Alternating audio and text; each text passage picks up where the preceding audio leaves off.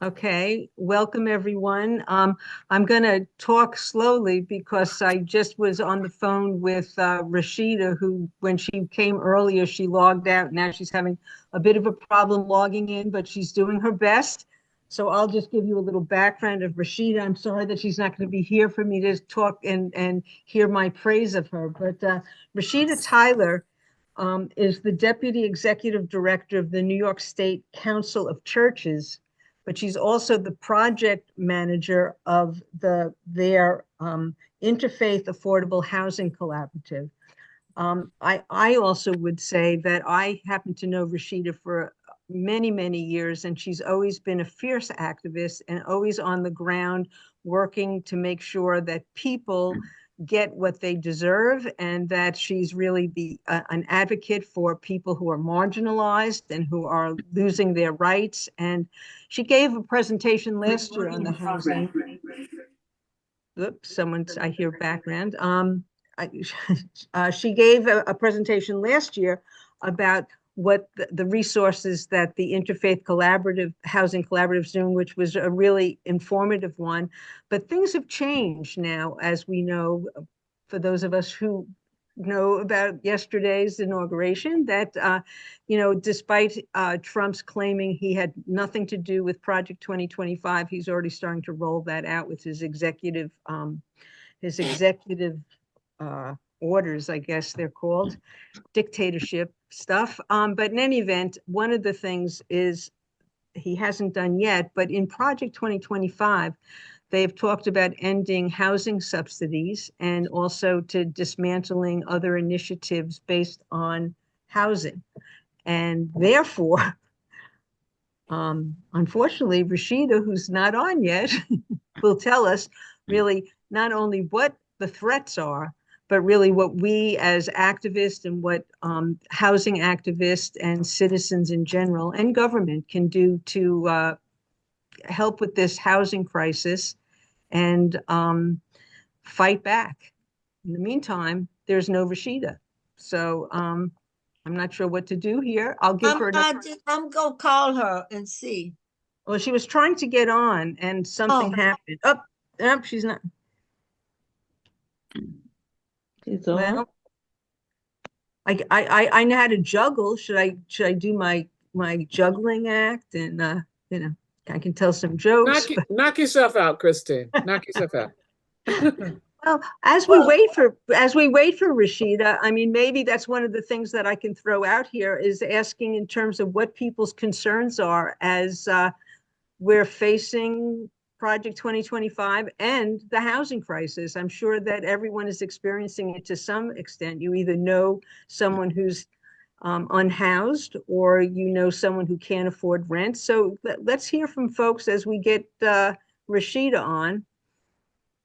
well, Anyone I could just say I'm like I see her coming on. Go ahead, I please. I have been looking at the rental prices, and it's like outrageous. They're asking for at least $900 a month for a room.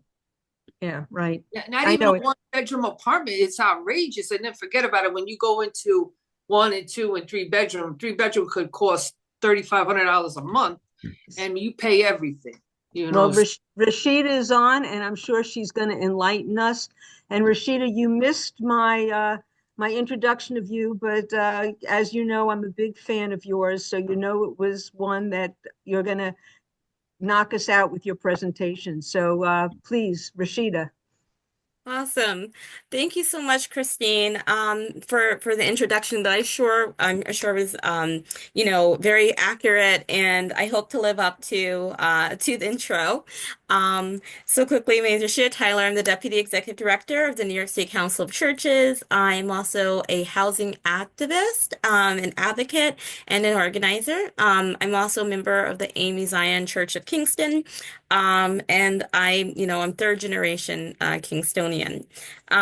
So I have a presentation. I'm pretty sure many of you are already familiar with Project 2025, but I'm not sure if very many people know the intricacies of Project 2025 and how it is going to impact housing specifically. A lot of times people think about housing as something that's going to be local or statewide. And then the federal is kind of far off, or they think it has to do with larger policies. But a lot of the funding that our local and state agencies rely on to create housing and to maintain housing comes from the federal level. And so it's very crucial that we think of the housing crisis in totality as relating to how the larger at the federal level impacts us in each community around Ulster County. Um, so I'm gonna share a screen and very quickly, how long do I have for the presentation? You have 45 minutes. Oh, that's more than enough time with some time for Q&A. Awesome. Okay, I'm gonna share a screen. Just let me get to the presentation. So you guys don't see my mini tabs that I keep open on my desktop here. Let me just go to presentations. So while Rashida's doing that, just everyone should know she was here at 6 o'clock and I chased her away and I totally screwed everything up. You're good. No, you're good. My internet started acting up, so I just shifted to my 5G. And another question, Madeline, did Barbara come back on? Yes, she's on. Oh, okay. She's down. Her picture's on my screen. It's down at the bottom. I'm assuming, Okay. Barbara, you're on again, right? Okay. Go ahead, Rashida. Awesome. Okay. So I entitled the presentation Homefront for the very reason that over the next 4 years, we're going to have to be working on defense for a lot of our housing policies. And it's very important for us to be aware of what the larger plans are and then how we can possibly work to combat them. So we're going to review federal legislation and then also what's happening at the state level and some ways that you can get involved. So Project 2025, I don't think enough people knew about this leading up to the election. It started to become well known in, I'm going to say, late August, leading into September, and people started reading more about it. But it was really high level and saying like conservatives want to take over the government. Well, that was an understatement. If you read through their manual, which is known as 2025, a mandate for leadership or leadership mandate, they go through step by step how the conservative movement is going to take over our government. So when I say conservatives, it's really I don't want to say it's not fully explaining really what that movement is. It's not just, hey, I want to, I'm fiscally conservative, right? Or I'm socially conservative. It's a blending of white Christian nationalism and hiding it and couching it into a political and economic ideology. So Project 2025 is a collaboration of 100 conservative organizations, such as the Heritage Foundation, which has the mission, or they have the mission, to dial back and roll back many of the reforms that they perceive as too progressive. The attack on diversity, equity, and inclusion and accessibility movement, all of these things that we see right now that are happening that have benefited so many people in our nation are under attack and are a number one target for these organizations. And so they want to do this by replacing civil servants with politically aligned appointees and this will foster actually a crony culture and also dismantle federal agencies. We're going to take a look specifically today at HUD, but they want to do this across the board. They want to totally gut and eliminate the EPA and other organizations. They want to gut those and make them kind of just serving the interest of the president. And the other overarching goal of Project 2025 is really to concentrate power in the executive branch of the government, so the president. Okay, so they seek to do this by deprofessionalizing organizations such as HUD, the Housing and the Department of Housing and Urban Development, replacing career staff professionals with political appointees who serve at the pleasure and for the benefit or to accomplish the goals of the president. So if you think of our local government, we have civil service employees and we have politically appointed employees. And so they want to replace the civil servants with people who are politically appointed and can be hired and fired whenever the president feels like it. And they also want to reorient the mission of these organizations from serving the public to serving what the president's goals are. And so with HUD specifically, they're aiming to reverse Biden era diversity, equity, and inclusion policies, and then prioritizing the conservative vision for HUD and for housing in America. So this includes things like cutting Section 8 housing choice vouchers. This is something that Trump tried to do in his first term, and he did not succeed. However, the reason he did not succeed, I believe, was because there was a lot more resistance. And as Project 2025 shows, they're trying to wear down the resistance within the organizations so there's a clear path for these initiatives to be implemented. And so also, Project 2025 wants to decrease a reliance on housing access vouchers, which could indicate and make there be longer waiting times for housing access vouchers. When you look at the agenda for in the manual, the leadership mandate manual, they're specifically telling individuals how to accomplish this and what departments within HUD to eliminate and what departments to hobble, as we would say.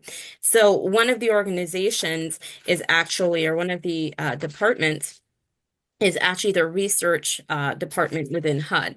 And that is the department that looks at housing policies or what should be out there, and looks at the market, looks at data about race, and they research that and they include all of that data and they publish it for policy experts. And the advice from Project 2025 was to have political appointed individuals, the secretary and the special counsel, go through and redirect that department. So reassign those personnel and not have any of that data being published or being done. And that would really mean that only Trump or whoever is president would be the one saying, this is the type of housing we need. So if research says we need housing for those who make 30% of AMI and are residing in these high need areas, that wouldn't matter unless the president and his team had decided that that is what they want to do. And so they're really trying to silence and any kind of dissent or any kind of opinion that would contradict what they want to do. Right. Yeah. So the other thing is the criminalization of homelessness via urban camping bans. So this is something that the president is recently said that he wants to help communities implement urban camping bans and force people who are unhoused into addiction and mental health treatment programs. This is something that recently at the State of the State, the governor actually mirrored, our governor, Hochul, mirrored and said that she is looking at ways to bring back involuntary committal, which if you have programs that are well funded and work very well, and you have individuals who, are incapacitated or don't have the ability to make a decision for themselves, and you need to do something for their health and welfare, would not be in and of itself something that would be objectionable. However, from the late 80s, 70s, what we know about involuntary committals is that it never, almost never goes according to plan. And it's never well funded either. So we're pushing people into programs or social programs that would be underfunded. And we don't have enough professionals even to make sure that it's well staffed and that the people would be well cared for. So this runs the risk of having people who do have a mental illness or an addiction problem hiding and staying homeless longer and not being able to turn to the structures that they used to be able to in order to seek help. So I'm gonna go a little bit further here. So when we're looking at Project 2025 and its impact on HUD, we can see that it has long-term and short-term goals. The short-term goals, I said this before, are to reverse all of those Biden era progressive policies, such as property appraisal and evaluation program, which basically were to ensure equity in housing appraisals. And so this does not jive. I'm going to say jive. It does not run in accordance with the rest of the document. So the chapter on HUD in Project 2025 was written by Ben Carson, the former director. And he rails against mission creep, saying that the agency has expanded beyond its authority and is not doing what it originally intends, and that it should be promoting home ownership and should be promoting self-sufficiency, marriage, all these other types of things. However, the policies that are being purported or being espoused are almost directly in conflict with what they're saying. So, for example, in one part of the document, they say the goal should be of HUD should be to support life, and should be to support marriage and the continuation of the family. And housing is directly linked to that. And so if you're making things more difficult to get and to maintain housing, you're not supporting those goals of life. You're not supporting the goal of marriage, because if you're in a housing situation that's, tenuous, last thing you're thinking about is getting married.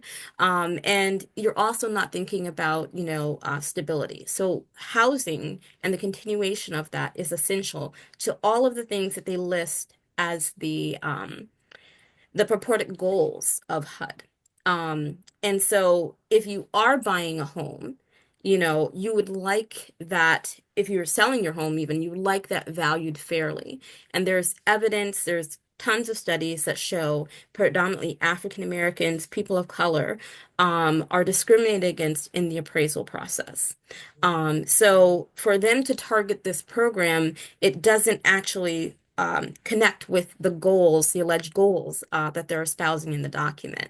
So, what I kind of believe is that, the rhetoric that they're putting out there as these clauses, in order for advocates really to take that down or to stop this this movement, it is to actually show how they don't meet up and they don't match. And that this is just petty movements to reverse what Biden did, right? So there's no reason to take away a program intended to make sure your home is fairly appraised. Again, the other things that are very threatening and are likely to be implemented, I think, right away, if not immediately, is banning federal subsidized housing for families that have mixed immigration statuses. So if you have, your mother or your father was born in another country and you were born here, you're able to get housing and your family lives with you or your parent lives with you.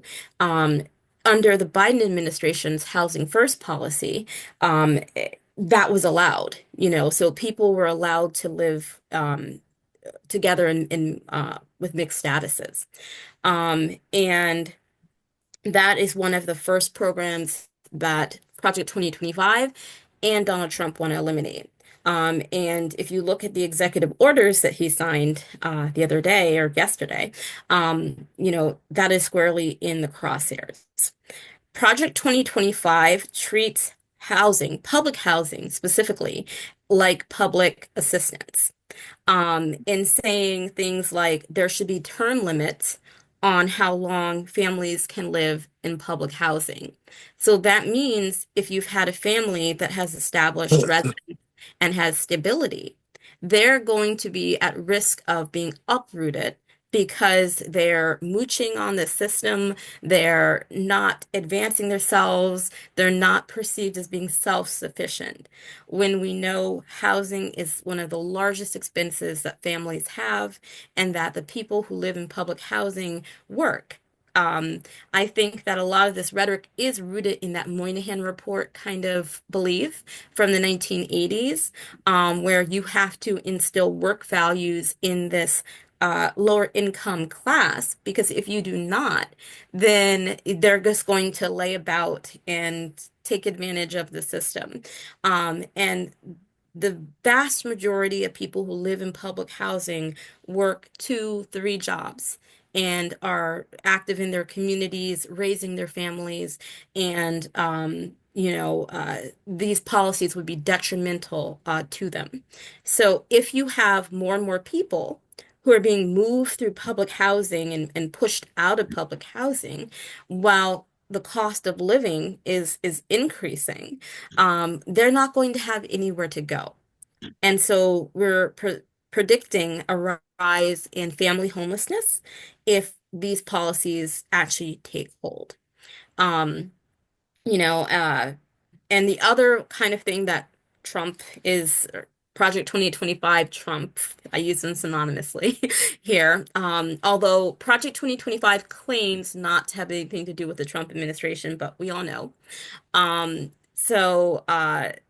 Is they want to repeal all of the climate initiatives that HUD has implemented over the past few years. We know climate change is real. We know that our planet is getting warmer.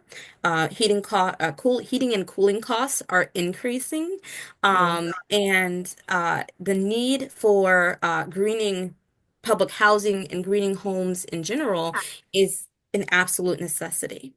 And so if we're eliminating all of these climate initiatives and, we run the risk again of having our housing stock lag behind the times, and having where people who reside in public housing are at risk of, again, not having, some pay their own utilities, not having these necessary utilities, in the future.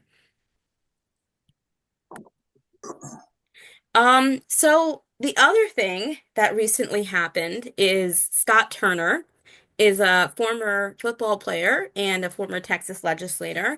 And he served during Trump's first term as the executive director of the White House Opportunity and Revitalization Council. He has been nominated to be the HUD secretary. Yes. And did anybody catch any of the hearings, the confirmation hearings for him? If not, I really would love for you to watch it back, because when you listen to or read Project 2025's manual and you hear him, certain phrases start to stick out.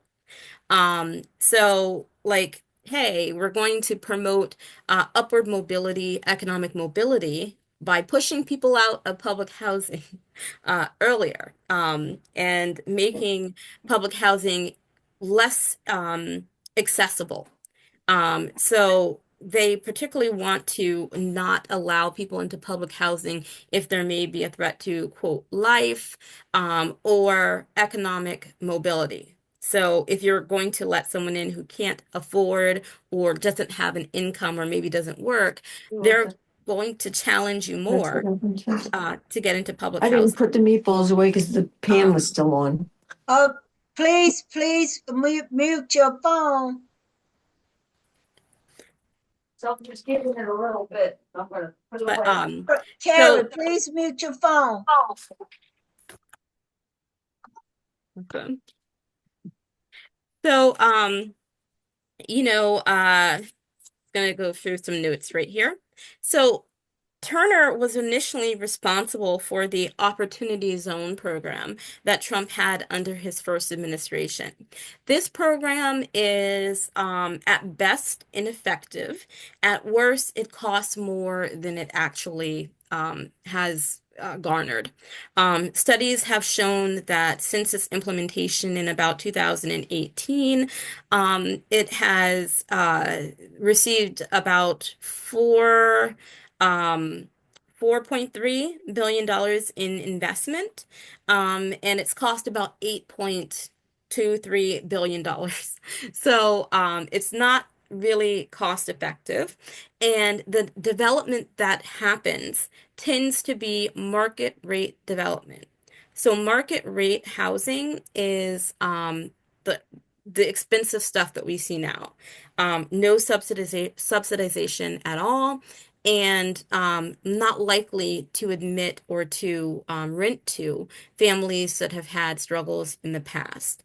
And so that type of housing being built in opportunity zones have caused an increase in people being pushed out.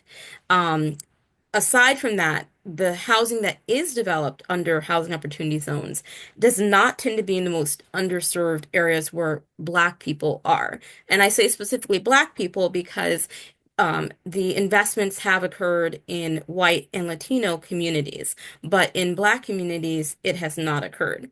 But that might not be.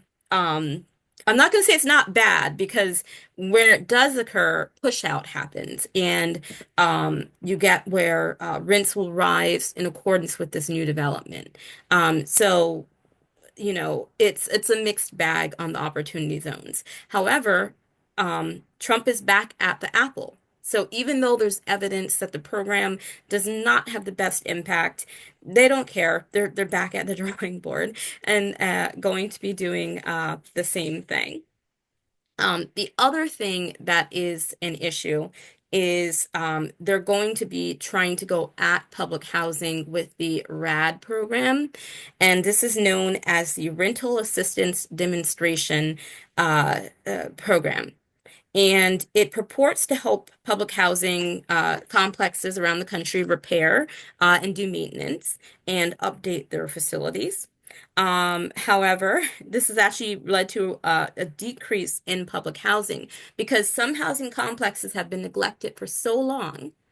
Um, and if we remember back to the 1970s is when divestment from housing started. So a lot of these complexes have been dealing with decreasing maintenance budgets for decades. And so they've fallen behind in repairs. And what the RAD program does is it comes in and it says, well, this is too far gone. We're not going to save this public housing project. We're going to condemn it or close it. And this is bad because there's no other housing project that they're building in its place. And so you have families now who have housing vouchers, other types of public assistance or so, and there's nowhere for them to go. So RAD has literally made thousands of families homeless in places like Atlanta, Georgia, Chicago, all of these places. This program is it's a double-edged sword. We need repairs and we need modernization, but not at the expense of actual public housing, and affordable public housing. And so we can see this is actually happening right now. Even under the Biden administration, it was happening. We have where the Elliott Chelsea houses in New York City are some of the older historic public housing in the New York City area. And those are actually being replaced and torn down under the RAD program and being replaced with mixed income housing. So, the NYCHA actually started to say, well, we're going to take a look at the assets that we have and figure out how we can maximize those assets and make these repairs without having to go to the city, New York City, for more money or having to go back for very little. And it sounds like a great idea. But the way it was operated and the way you get a RAD is you have to have a vote of the majority of tenants. And so a lot of the tenants who objected were shut out from the ways to actually participate in that process. So it was non-representative, and that's happened repeatedly across the country. And a lot of the people who voted for it didn't know what they were voting for. They thought, we're just going to have renovated apartments. The number of units replaced does not equal the number of units that are demolished. And that's been the case all over the country. And it's happening in Kingston actually too, under another program called the Streamlined Voluntary Conversion Program, which is for Roundout Gardens. And it looks like, hey, this is going to be great. We're going to have 80 units of new housing, but is that housing coming at the same affordability level that is being taken away? And likelihood is that it's not. I know there was a movement happening at Roundup Gardens to kind of push back against that. You know, from what I've heard, they were unsuccessful because there was the same kind of vote, but the tenants weren't all well informed. And so that program is happening or being pushed through. Okay. So we know the statistics. I didn't want to start with the statistics because I always start with the statistics, and you know, sometimes it's it just gets a little bit lost, or we can focus on this too much. But currently in New York State, or no, sorry, New York City, there are 350,000 unsheltered individuals. It's difficult to get the data for New York State as a whole because a lot of communities do not keep that data. And if they do keep that data, it's not aggregated in one central location. So the COCs, or the continuums of care, are the best source for that data. But again, it's not cleaned, it's not aggregate. So you might have one person who stays for a number of times and they're counted multiple times. So it's not the most accurate data that's out there. But 350,000 individuals in New York City alone is staggering. And the average shelter stay for a single adult is about 412 days. And it's about about 750 days for adult families. And 51% of all New Yorkers, New York State residents, are considered rent burdened, and 74% are considered 74% of extremely low income tenants or renters are extremely rent burdened. So that means if you're paying over 30% of your income, you're considered rent burdened. If you're paying over 50% of your income, you're considered extremely rent burdened. So that number is growing. And eviction filings since 2019, there's been almost a million. Basically, I think there's actually over a million eviction filings since 2019. This comes from the state eviction database, which was started in 2019. We had 2 years of eviction moratorium, so the numbers were lower, but they have sprung back, which we're on track for about 300,000 this year alone, probably past 300,000. Well, I say this year, I mean 2024. It was about 300,000 evictions that were filed. Now, the eviction database is only certain municipalities that participate. So it's not every single town or in New York State. So that number of almost a million is probably over that. And then also our foreclosures have increased as well because we speak a lot about renters, but our homeowners are also struggling. And so it's the foreclosure rate has doubled, went up to 221,000 221% since between 2021 to 2022. And that's the most recent number that we have. It's kept by the Federal Reserve Bank. And the reason for that leap was the pandemic. There was also a moratorium on foreclosures. And when that was lifted, a lot of people who were out of work from the pandemic and could not catch up on payments and, had other struggles, that number leapt up. Okay, so let's focus on some solutions, right? We've heard all these problems. We've heard all these problems. So legislative solutions have been proposed, particularly in New York State. There are some at the federal level, but focusing on New York State. Anti-displacement measures would be the Housing Access Voucher Program. This is a program that is supported by a broad coalition of partners, including the Schuyler Center for Advocacy out of Albany. They are a wonderful organization, been around for over 130 years, I want to say, over 100 years. And they just do amazing work, particularly on anti-poverty initiatives. And many other housing organizations. This is a key piece of legislation that has been put up year after year and rejected year after year. What a housing access voucher would do is it would take the model of Section 8, which is a voucher provided by a government entity, and provide that to a New York State resident who qualifies by income, regardless of their immigration status, regardless of anything, other barriers. If you fall under a certain amount of income, then you would get this voucher.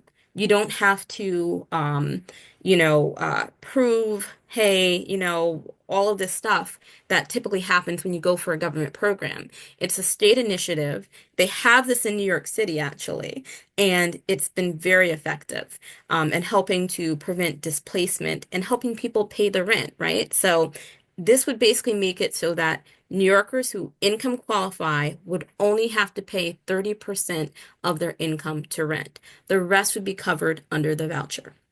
And so, again, this also applies to people who are undocumented. And so this program, or the Housing Access Voucher Program, we're having a advocacy day. Well, that's on the next slide, but we have some advocacy days coming up. Right to counsel is another piece of legislation that has been put up year after year and has not been adopted. And the reason is the same reason that the Housing Access Voucher Program has not been adopted. And that is that the price tag for the program for housing access vouchers $250 million, and the price tag for right to counsel is $260 million. But honestly, when you add up how much it costs to get people evicted, how much, the public assistance is for people in shelter, it really is actually saving money. And it's keeping people in place and keeping our community stable. So both of these programs, I think, are worthy and worthwhile. The right to counsel would make sure that nobody goes to housing court alone without legal representation. I myself has had to represent people in court, even though I'm not a lawyer, I'm a paralegal. So I couldn't talk in court, but with one judge, I had to help someone who had communication problems, and she was elderly, to say, I want an adjournment for 2 weeks so I can get an attorney. And, we had to literally string together the sentence for the judge. But I couldn't tell the judge the sentence, we need 2 weeks to get, we need an adjournment for 2 weeks to get an attorney, because I'm not a lawyer and I wasn't the person on the case.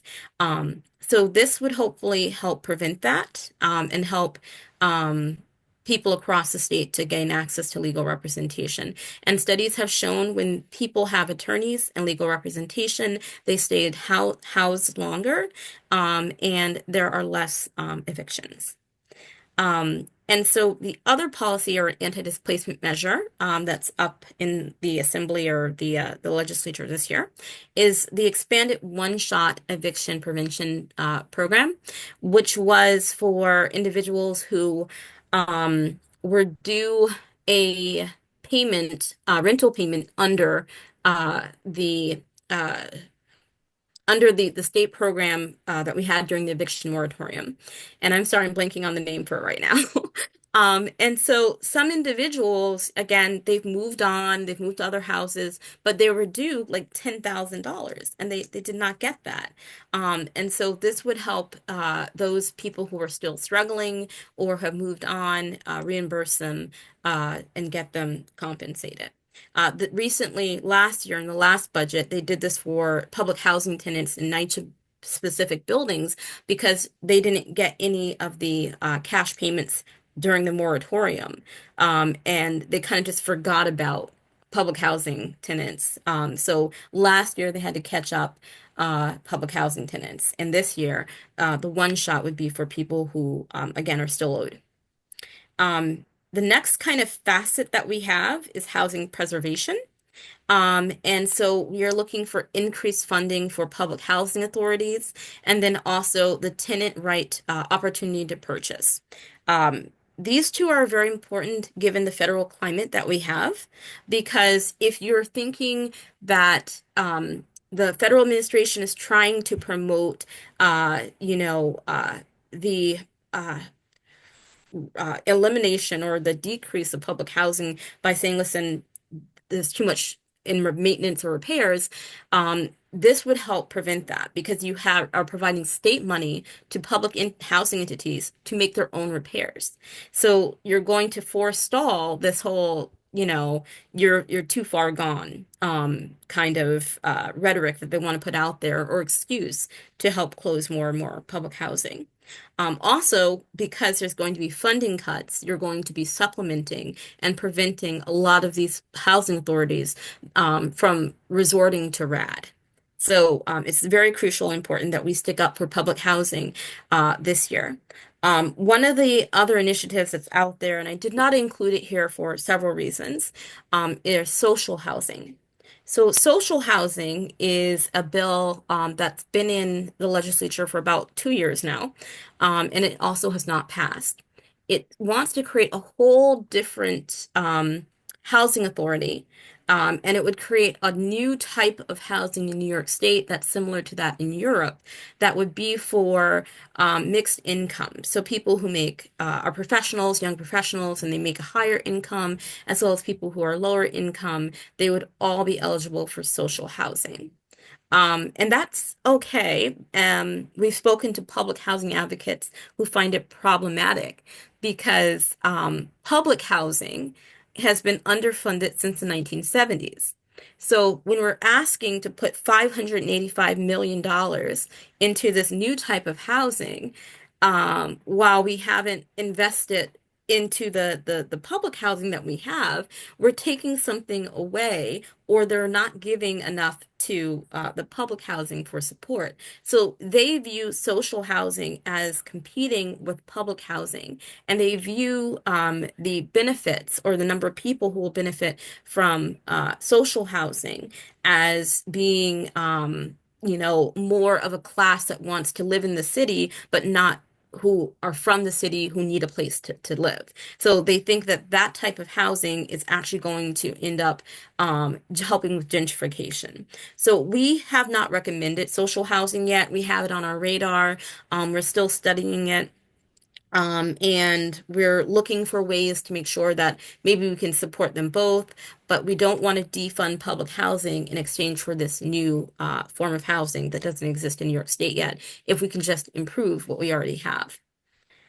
Hey, and so the last kind of flank that we're going to look at in legislative housing solutions in New York State this year is the creation of affordable housing. So the Faith-Based Affordable Housing Act would enable religious organizations to build affordable housing on their properties and allow them to actually bypass some of the zoning and other red tape that presents itself with development. This legislation was introduced last year. The council with the NAACP actually helped, the New York State Affordable Housing Association helped to develop this legislation. And then Open New York kind of took it over. And we We are currently in negotiations around some changes that we want to see in the bill. One of the things that presents a problem is that it kind of supersedes home rule. And a lot of municipalities around New York State are uncomfortable with that. And we as the faith community, we don't want to be in conflict with our neighbors or want our houses of worship to be in conflict with their neighbors. We want to accomplish this policy, but do so in a way that is least I don't want to say confrontational, but accomplish the goal without all of the stress. We don't have to necessarily say a building height is determined by population. We can find a way to determine building height in other ways. And the reason building height is important is because the taller a building is, the wider a building is, the more units you can fit in there, the more appealing it is to a developer. Sometimes we deal with congregations and they have like, a lot next door that they want to build on, but the lot might accommodate maybe 4 apartments. And developers are typically looking for 40 units or more. And so we have had to go to many churches and say, this might be something for a private developer or another way to develop the property. You can develop it, but not with low-income tax credits or the programs that the state funds right now, currently. So that would be where the Faith-Based Affordable Housing Act would kick in. And pre-development funding for faith-based organizations and nonprofit affordable housing projects. This is us, the council, together with LISC and also Enterprise Community Partners. We're some of the only organizations out there doing something called pre-development, which is where we work with churches, we work with religious organizations to find out what you want to do and how you can do it.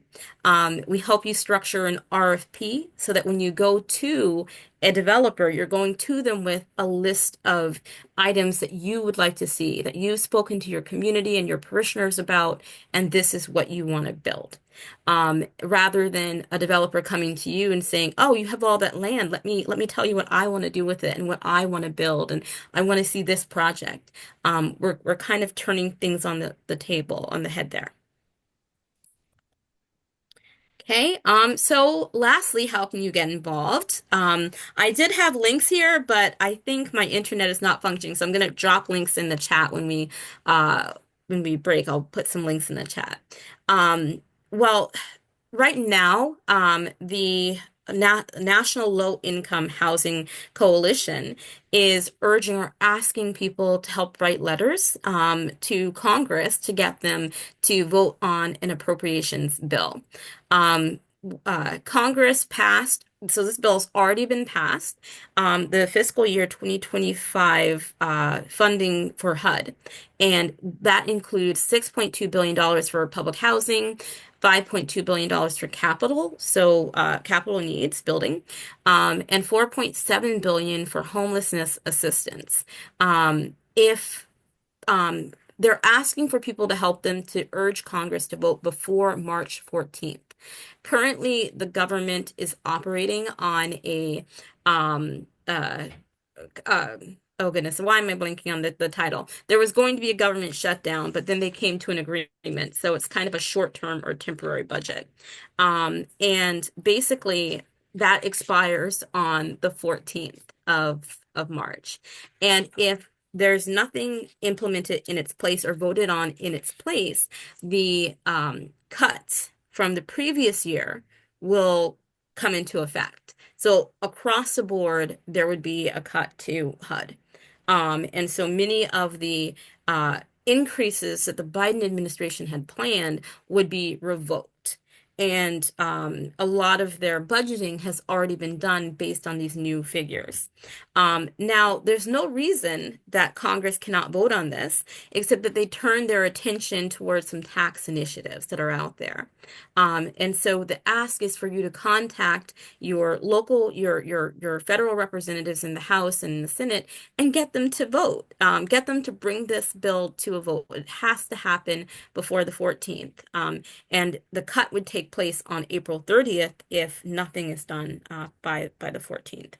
And I was just wanting to look by my notes to see what I could if I could find that. The Budget Control Act of 2023 is what would start governing the budget of HUD if something is not implemented. So I will drop the link in the chat for their campaign there. And they have a lot of information on their website, and they're a great resource anyway. In the state, in New York, we have 2 advocacy days coming up in February. One is the Housing Access Voucher Coalition Rally, and that will take place on February 4th at 12 p.m. On the $1 Million Staircase in the Capitol. And the same for the Affordable Housing Act. That's also going to be at 12 p.m. on February 4th in the New York State Capitol on the $1 Million Staircase. We're going to combine. If you know anything about Albany, the $1 Million Staircase is really red hot real estate, and it's very difficult during legislative season to reserve space. So we're all just advocating together. We're aiming to have about 100 faith leaders there, and more on the stairs if possible. And in March, I did not put this here, but if you go to the New York State Council of Churches website, we put all of the events that we can possibly think of on our website. March 5th, we're going to be working with the Schuyler Center for an anti-poverty advocacy day at the Capitol. And those details will be forthcoming, but we do have a sign-up sheet available as well. So those are kind of the initiatives that are out there, and then how you can get involved. The council itself has an advocacy day every March. This year it is March 4th. March 3rd and 4th, and we take over the Capitol. And I've really wanted to get the faith community engaged and able to advocate, to go there. A lot of faith leaders are scared to participate in anything political because they have been told that doing so would jeopardize their status as a religious organization.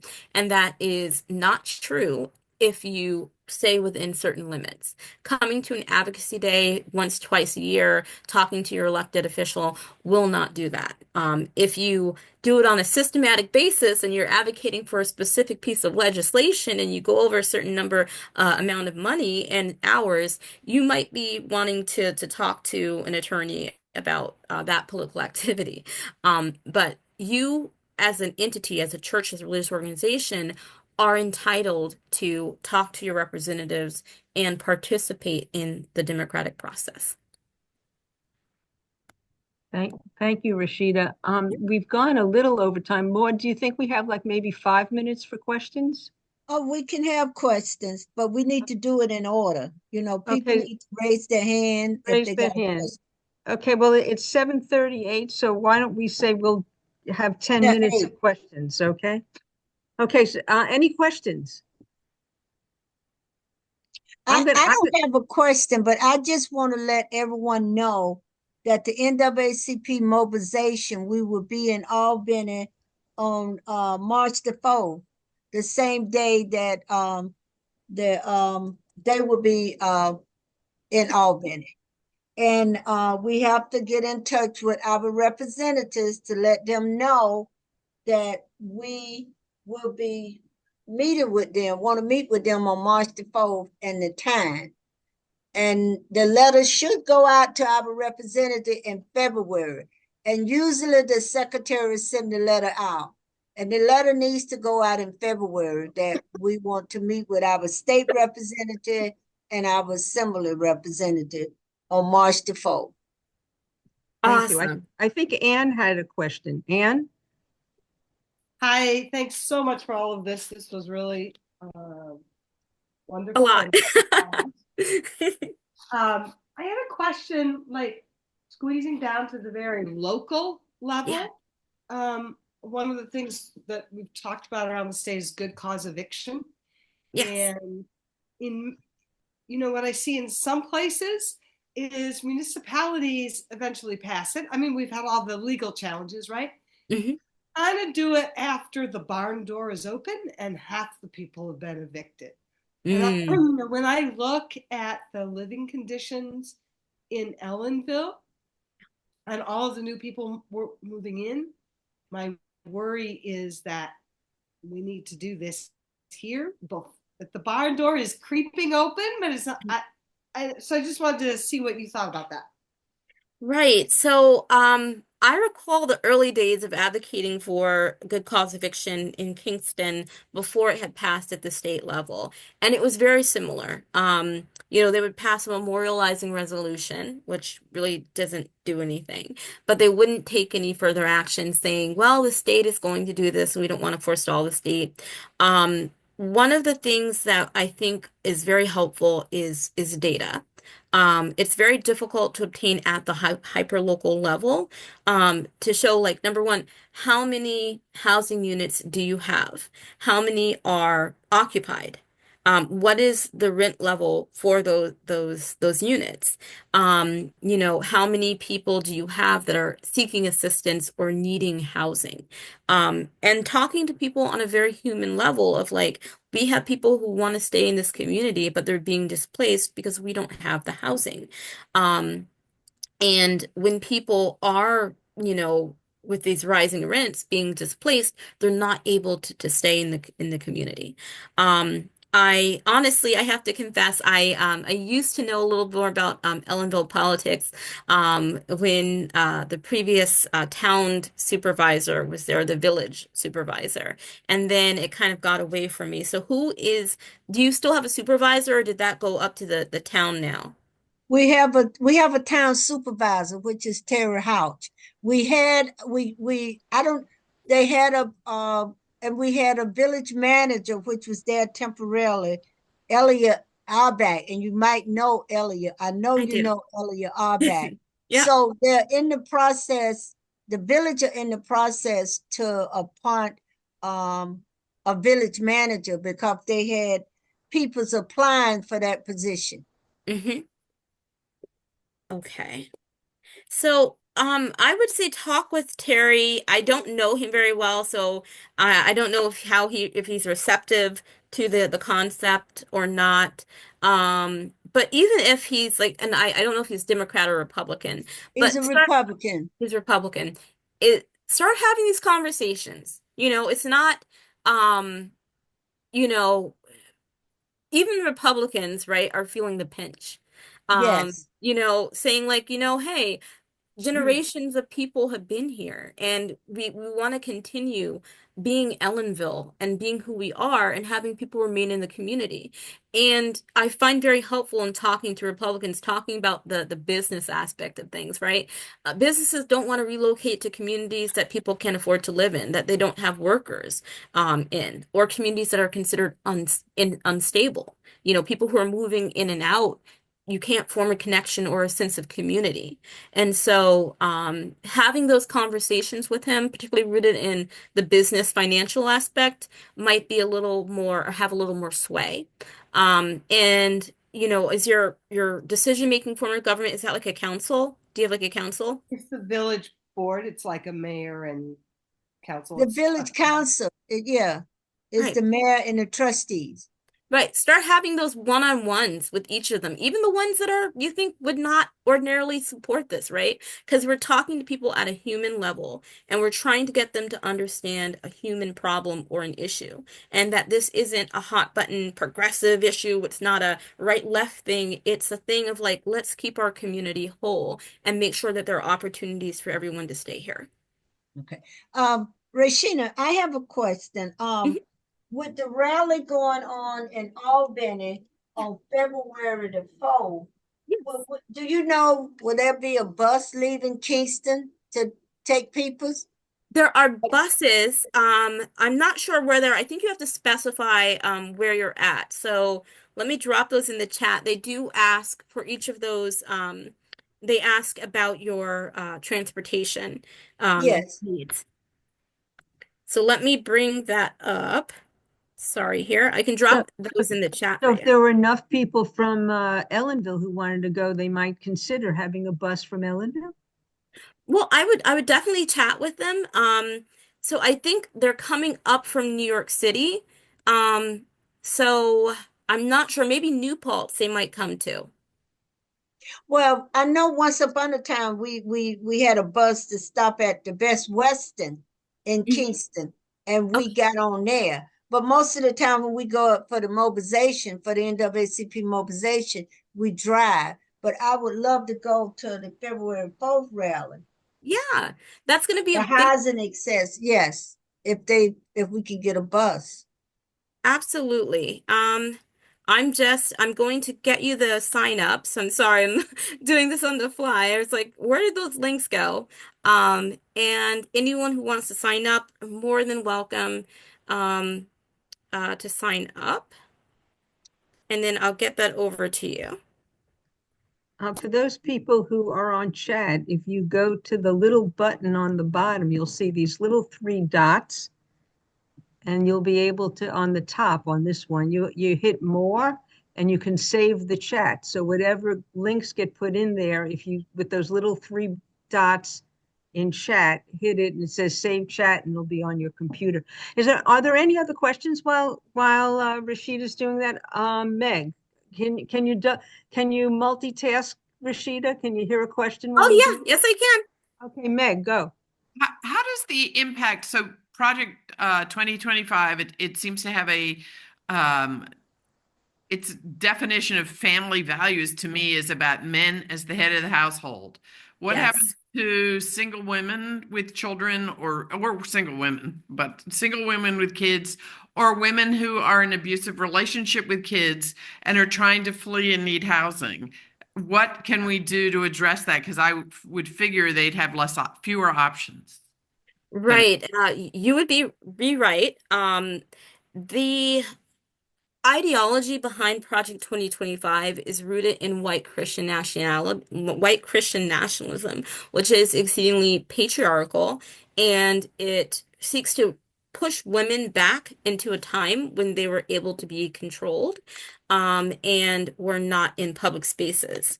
So the rationale of like, well, this is going to harm a population is not there, right? So I don't want to say it's futile to put the argument there because they don't want to be seen as not protecting femininity, not protecting women. They want to say like we don't want women to work because it's for their own good. We don't want women to be here because it's for their own good in the military or wherever. So they're always going to couch it in something. So speaking of not protecting a class such as women, who are in domestic violence situations, will work on one level for the legal, right? So if you're going to sue, if you're going to take it on a legal pathway, that would work. But if you're looking at the agency level and the Project 2025 level, they're not thinking in that realm. And they don't really care about who's harmed by those policies. And they'll always find a way, a tyrant will always find a way to excuse their tyranny. So I would say for protecting women, particularly those who have been in domestic violence situations, to keep going that legal route, which is kind of what we did in the first Trump administration. We have to um, make sure that we are um, uh, staying current with the court systems that we have here in New York State and also at the federal level. The Supreme Court for the next couple years is going to be conservative. I have great fears for the Violence Against Women Act. I have great fears for a lot the Fair Housing Act of 1964, the Voting Rights. Yes, yes. Um, all of these things are on the table, and it's very, very sad. So I'm sorry, but when I No, lived I'm in sorry. the city, I would see, and it makes me cry. I remember seeing this young woman asleep on the street under my window with her two kids. Mhm. I assumed because I worked with women who domestic violence victims, she didn't have a place to stay. I didn't know what to do. She was sound asleep. I'd put $20 next to her. I saw an old woman who was sitting in January freezing cold, and I gave her money to go. I just do not know what to do. It's different in Ellenville, I guess, because I don't have people in front of me. but I just would like to know how to help or whom I can talk to. I mean, I'm now part of the NAACP, but I feel very passionate about it, and I'm angry. What if you can give guidance? I'm sorry to take your time on this particular No, issue, but no, it's I'm home, so I'm here. So you guys, I want to respect and honor your time. So what I would say for Ulster County specifically, I know there's a number of organizations out there, Family of Woodstock, that have pretty good domestic violence and emergency shelter resources. You know, and the Ulster County, they do have a family inn, which Jen Metzger has been really wonderful about, opening up for families. I'm not sure how much room is still left at the Family Inn, but if you apply and you're homeless in Ulster County, you're going to be housed with children. You're going to be housed and not at the warming center, which Ulster County has a terrible problem during the winter of turning away people to the warming center, which is not housing. It's not a housing solution. It's a stopping you from freezing solution. But they treat it as a housing option in the winter time. And so, like, I was at my church the other day and I was shoveling, and this gentleman came down the road and he is unhoused. And he was saying how he had two friends who were out in the cold, that really freezing cold we had right after the snow. And he said basically like, oh, they stayed outside. And I was like, well, why didn't they go to the warming center? And he couldn't explain the reason. He just said some people don't want to go inside. I don't believe that. I think everybody wants housing or wants to be out of the cold, but the type of housing or the type of assistance you're providing people may not work for everyone. So you might have a mother and two children who are street homeless, and the mother may have some reason she can't, get a background check, so she's on the run, maybe, and that's not saying that, you know, that person, because they have an offense or because they have something in their past or some reason that they can't check in, um, is not eligible or should not have some type of assistance or housing. I don't think, did they ever open a warming center in Ellenville? Well, then the one that they was working on, the Hunt Memorial Building, that never opened. But now the Women's Center is in the Village Hall where they have the village board meetings. Okay. And does that work for Ellenville? Is that like a resource you can provide for folks or? That's what they got. It's Okay. working for the I, ones that go there. I don't Oh, know if it's similar with you, Ellenville more, but the Saugerties warming is right by the police station, which makes some people obviously not want to go there because who wants Well, to? that's where the Ellenville at. The Oh, so police it's also with department the is in police. that building, in the Yeah. government building. Yeah, so that makes um, it difficult for some people. Some people feel really uncomfortable around police, Well, and we can I know. understand. Yes. Yeah. okay. Well, Um, that is, Rashida, I have another question. mhm. When you said the rally is February the 4th, and we should be writing letters to our congressman. Well, everybody on this know who your congressman is. And then you said we should be writing letters to our federal representative. I forget who our federal representative is. I know Ann Sullivan. Is Ann still on? I don't see it, but are you talking about when you're talking about like it would be Josh Riley, the congressman, and Schumer He's and my Gillibrand? congressman down in Ellenville. Right, Yeah. and Gillibrand and Schumer, that's who you're saying, call the the two senators and your congressman? Is that what you're saying, Rashida? Yeah, so I'm going to drop in the information for the federal ask, which was to call your representative and to ask them to vote on the appropriations Yes. that have already been made. And those are literally just happened here. So that's the ask. Just to call, there's a letter and more information on the website of like what to say. They even have a copy of a letter you can copy and paste if you want. And the ask is really just that they vote on the bill that's already been approved and those appropriations. So yes, here's the link for you and copy hyperlink. And then this information will again be very thorough on their website. I'll just copy this here, copy link. It's wonderful when your technology stops. I don't know why it's doing this. Okay, let's try this again. Copy B. Perfect. So It's there. Perfect. yep. And so I can also send these to you if you want to send them out to the rest of the NAACP. More than welcome to, the more the merrier at each of these Great. events. And for the National Low Income Housing Coalition. So, Can you send it to our committee chair, civic engagement, Christine, and she can, Rashida, we'll connect, okay? Okay. Okay, great. I think we're almost at 8. I have to say, Rashida, I just really want to thank you. You always dazzle me in life anyway. And this was a terrific presentation, really informative. And yes. what I really appreciated that although a lot of it was depressing, you gave us a call to action, which is always helpful. So I really appreciate that. So Right. thank you. We are the home front. Can the Madeline and Meg stay on for a while? Just a few minutes. Yeah, and I'm looking at the chat. Jim McIntyre is on. Is there?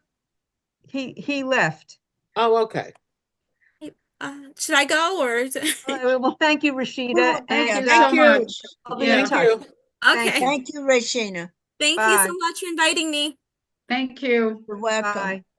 Bye. Christine, could you send us that link in an email? Because Yes, could you? Yes. Now, Sure. thank you.